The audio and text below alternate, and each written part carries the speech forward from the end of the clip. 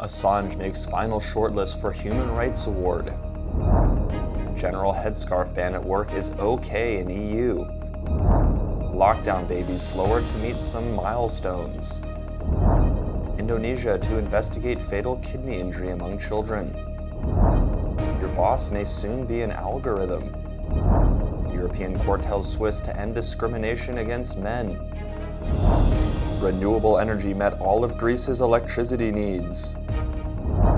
Damien Hirst burns artworks after collectors picked NFTs instead.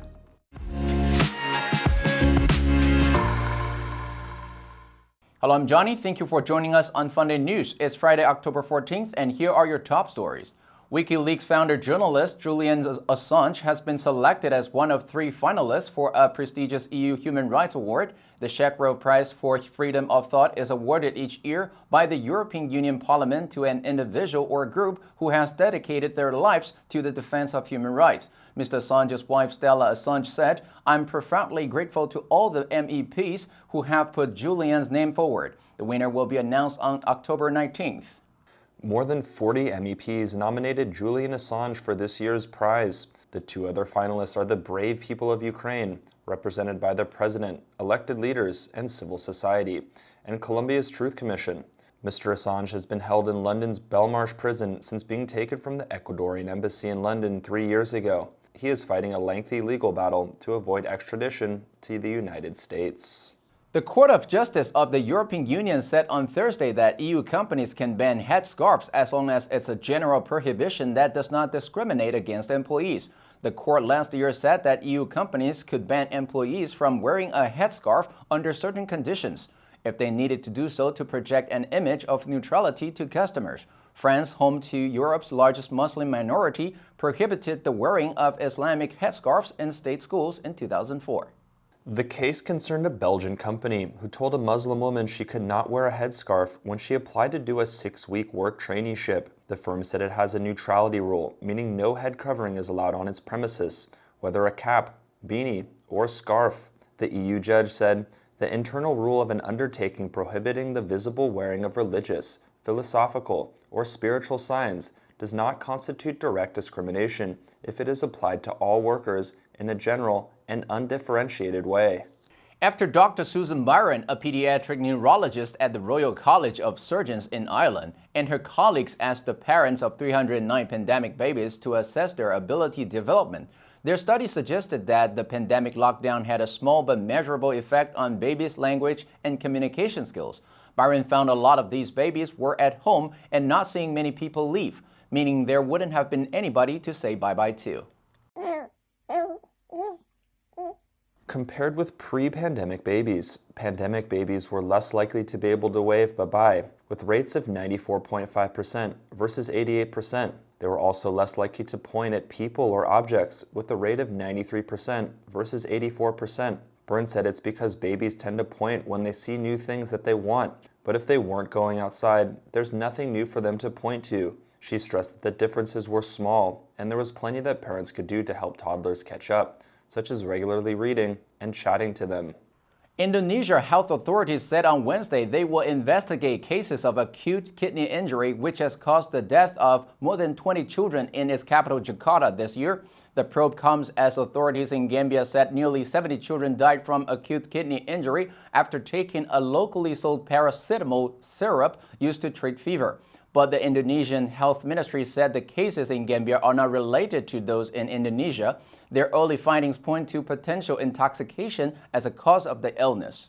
The Indonesia Health Ministry said it is talking to experts from the WHO that are investigating the case in Gambia, and it has formed a team with the country's Pediatric Association, IDAI, and a Jakarta-based hospital to look into the matter. A health ministry spokesperson said 131 cases of acute kidney injury have been found nationwide since January. The total number of deaths nationwide is still being determined. The ministry said further research was needed to verify the cause of the illness. I always needed time on my own. I never thought I'd be here. I take your blessings with your heartaches too. It's so easy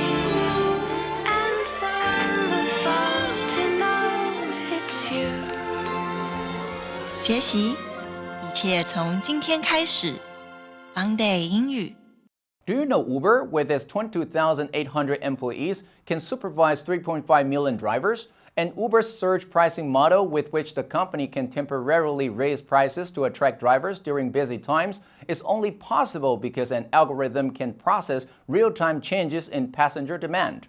Increasingly, we see software algorithms assume managerial functions, such as screening job applications, delegating work, evaluating worker performance, and even deciding when employees should be fired.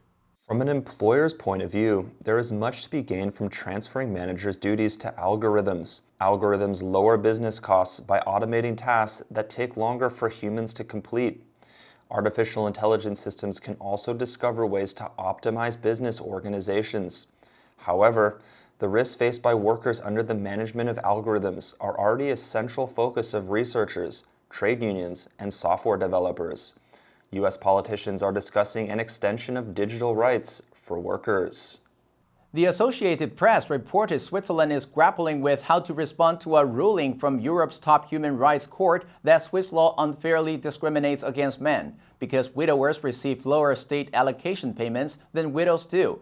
It has set in motion a debate about whether to give more money to men or pay less to women. Generally, the court rulings require countries to accept and apply. Swiss legislators will now be tasked with adapting Swiss law to eliminate any discrimination against widowers. The media reported that the European Court of Human Rights found a middle-aged widower in Switzerland was unfairly stripped of his state allocations once his children became adults. The court based in Strasbourg, France, said the Swiss federal law on old age and survivors insurance stated that entitlement to a widower's pension ended when the youngest child reached the age of 18, whereas this was not the case for a widow. The widower had not been treated in the same way as a woman. Greece's independent power transmission operator announced that on October 7th, for at least 5 hours, Renewable accounted for 100% of Greece's power generation, reaching a record high of 3,106 megawatt hours. According to Greece-based environmental think tank, the Greece tank, solar, wind, and hydro represented 46% of the nation's power mix in the 8 months to August this year, up from 42% in the same period in 2021. Greece aims to more than double its green energy capacity to account for at least 70% of its energy mix by 2030.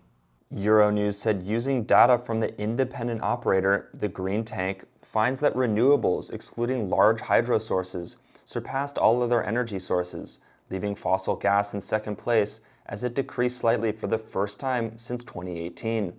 Greece is seeking to attract around 30 billion euros in European funds and private investments to upgrade its electricity grid. It plans to have about 25 gigawatts of installed renewable energy capacity, from about 10 gigawatts now. Analysts say Athens might reach that target sooner. Britain's Damien Hirst started burning hundreds of his artworks on Tuesday after collectors chose to keep their non-fungible tokens, also known as NFTs, which are blockchain-based assets representing their digital images instead. According to London's Newport Street Gallery, collectors had to choose between keeping the NFT, which reportedly sold for $2,000, or swapping it for the physical artwork.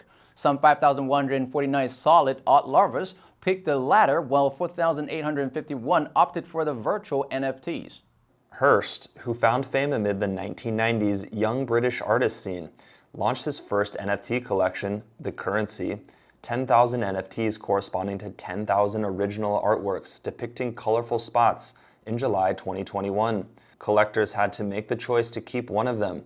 Hirst told his Instagram followers on Monday artworks for NFTs would be destroyed, and vice versa. Live streaming the event, the Turner Prize winner used tongs to deposit individual pieces stacked in piles into fireplaces in the gallery as onlookers watched.